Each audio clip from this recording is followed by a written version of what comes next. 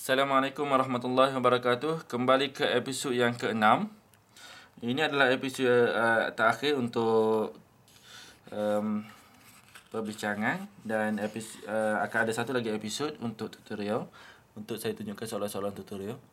Okey, dalam episod ini kita akan melihat bagaimana jika berlaku apa-apa perubahan dalam ekonomi, sama ada perubahan berlaku itu adalah akibat daripada kejutan luar ekonomi seperti yang berlaku sekarang ini. Beberapa tahun lepas, seperti tahun 2009, ekonomi kita jatuh negatif sekitar 1% minus. Itu akibat daripada krisis ekonomi yang berlaku di Eropah dan juga di Amerika Syarikat akibat daripada masalah credit crunch, subprime, credit crisis yang sebenarnya menyebabkan itu. Ada satu contoh kejutan luar yang bukannya berasal daripada masalah domestik, ataupun ada faktor-faktor lain seperti pelaksanaan dasar kewangan dan fiskal, sama ada yang mengembang atau yang menguncup, juga akan mempengaruhi analisis ADAS nanti. Okay. Berbeza dengan setengah-setengah model lain, maka model Keynes dan Keynesian analisisnya mestilah sebelah permintaan, iaitu berlaku perkara ini yang pertama ataupun berlaku perkara yang kedua akan mempengaruhi AD dalam ekonomi. Okey. Ini dikatakan sebagai sebelah permintaan. Okey. Jika kejutan itu sifatnya positif, maka keluar AD akan beralih ke kanan. Jika kejutannya sebaliknya, jika negatif, maka AD akan beralih ke kiri. Okey, jika pelaksanaan dasar kewangan itu adalah mengembang sifatnya,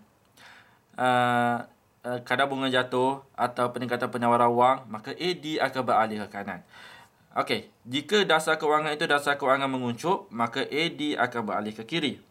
Begitu juga kes dasar fiskal. Jika dasar fiskal yang dilaksanakan adalah sifatnya dasar fiskal mengembang, sama ada tax jatuh, cukai jatuh atau G bertambah, pembelanjaannya bertambah, maka AD akan beralih ke kanan. Sebaliknya, jika dasar fiskal adalah menguncup, maka AD akan beralih ke kiri.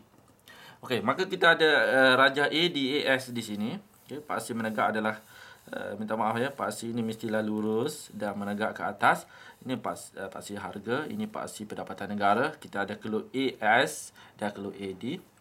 Okay, kita ada keluk AS yang asal, iaitu dua keluk AS yang asal, di mana satu keluk AS yang sedikit landai dan satu lagi sedikit mencerung ke atas. Ini yang diperolehi dalam dua andai berbeza yang kita peroleh dalam episod yang episod yang keempat lalu. Okay, cuba lihat episod yang keempat untuk lihat bagaimana AS2 dan AS1 diperolehi.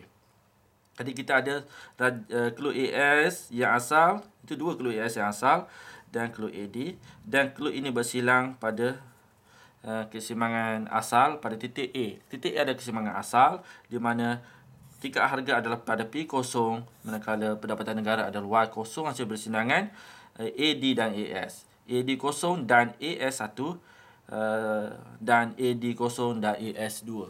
Okey, jika berlaku kejutan positif, okey, menyebabkan AD beralih ke atas, okey, ini akan menyebabkan berlaku peningkatan dalam harga dan juga output negara. Bagaimana proses ini? Maka kita perlu jelas tentang proses ini, bagaimana dia beralih ini. Proses peralihan ini mesti kita rujuk kepada faktor-faktor yang mengalihkan keluk AD. Okey. Kemana ia akan memberi kesan kepada kita kena tahu kejutan positif itu memberi kesan kepada sektor apa. Jika kejutan itu mempengaruhi pelaburan, maka ini akan memberi kesan kepada peningkatan dalam AD.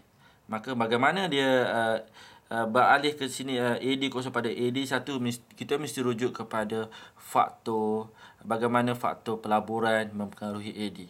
Okey, itu kaedahnya. Okay. Kalau kes kedua, pelaksanaan dasar monetary mengembang juga menyebabkan AD beralih ke kanan. atau ke atas. Jadi kita kena tahu apakah dasar kewangan yang dilaksanakan. Contohnya peningkatan penawaran wang, maka kita mesti tahu mekanisme peningkatan penawaran wang yang menyebabkan keseimbangan pasaran wang seterusnya mempengaruhi sektor benar ekonomi. Okay. Dan seterusnya keadaan tersebut akan pula mempengaruhi ada berlaku feedback effect di situ, kesan timbal balas kepada sektor kewangan semula, dan seterusnya akan mempengaruhi keseimbangan dalam ISLM. Barulah kita akan menceritakan perubahan ini sama ada berada titik B atau titik C. Dan walaupun rajah ini nampak mudah, tapi penjelasannya mesti merujuk kepada apa yang kita dah belajar dalam kuliah-kuliah yang lalu. Iaitu pertama kita mesti melihat keadaan ISLM, dan kemudian kita mesti melihat pasaran, pasaran buruh, sebab di sini di mana yang membentuk AS adalah pasaran buruh. Barulah kita ke ADAS. Okay. Walaupun raja nampak simple, penjelasan bukan simple. Okay, penjelasan mesti kita merujuk kepada apa yang kita dah belajar dalam kuliah-kuliah yang lalu. Okey, itu saja untuk episod yang ke-6.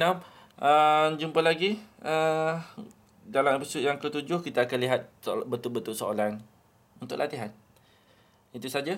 Billahi taufiq wal hidayah. Wassalamualaikum warahmatullahi wabarakatuh.